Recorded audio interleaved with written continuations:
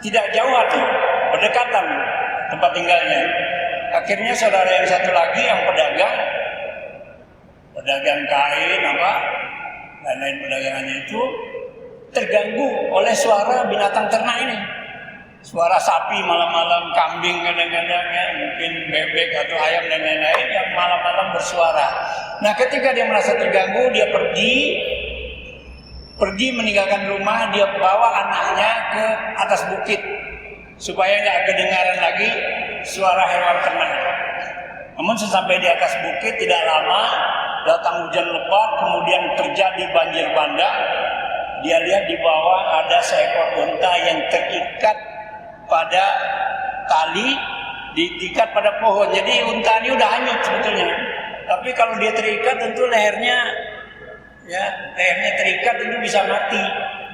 Nah, dengan rasa kasihannya dia tinggal anaknya di atas bukit, dia taruh di atas batu, dia turun, dia lepaskan untanya. Dia lepaskan tali unta yang terikat pada pohon. Ketika lepas, karena unta ini kan berat di bawah banjir, jadi lepas. Akhirnya unta itu hanyut ke bawah banjir. Kemudian dia sadar, dia naik lagi ke atas dan lihat anaknya sudah tidak ada. Ada jejak binatang buas. Berarti anaknya pun sudah dimakan oleh binatang buas. Rumahnya tentunya sudah terbawa banjir juga, hartanya juga sudah hanyut. Akhirnya dia turun, dia pergi ke kota. Pada itu di Yamamah dia waktu tinggal, dia pergi ke Damaskus.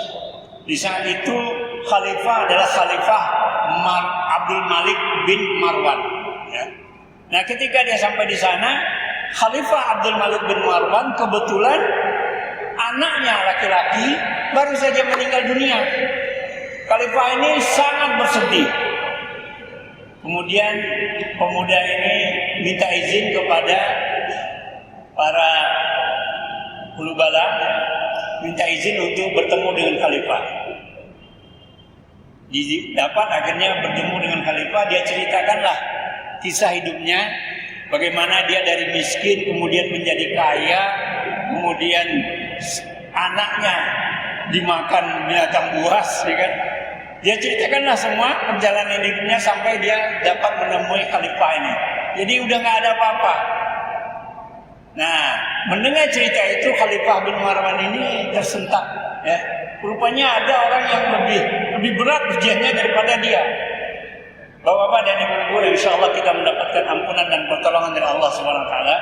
Lebih berat kiranya kalau pernah kaya kemudian jatuh miskin, itu berat rasanya. Tapi udah selamanya saja miskin itu udah biasa mungkin.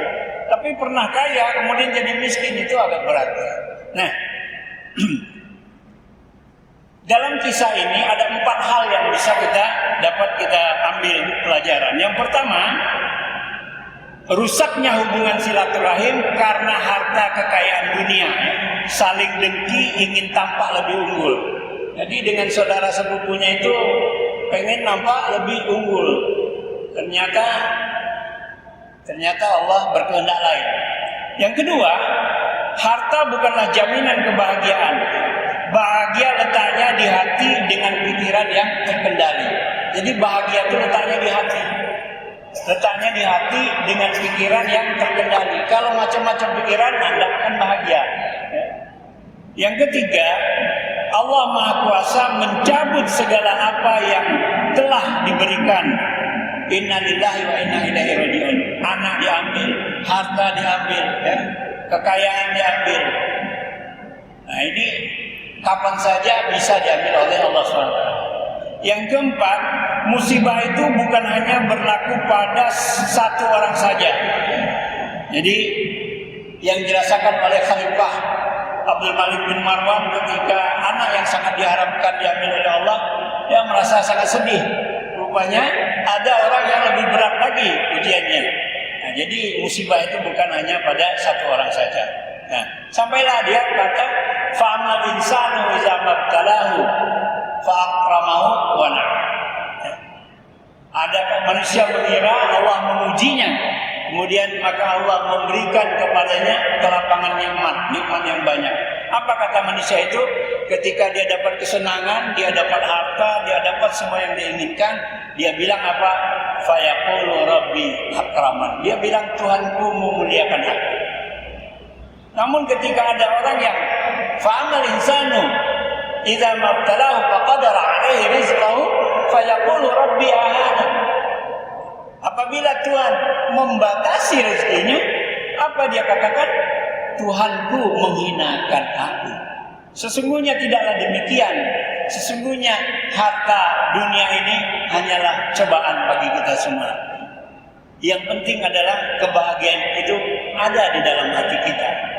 Kita menerima apa yang telah kita banyak bersyukur kepada Allah, kita rajin beribadah kepada Allah sehingga kita dapat menerima apa yang telah Allah tentukan sekarang, dan dengan tentunya kita tetap senantiasa berusaha di jalan yang diridhoi oleh Allah Subhanahu wa taala.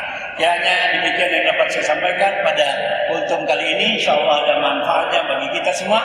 Lebih dan kurang mohon maaf. Nasrul minallah wa fathul qarib. Wassalamualaikum warahmatullahi wabarakatuh.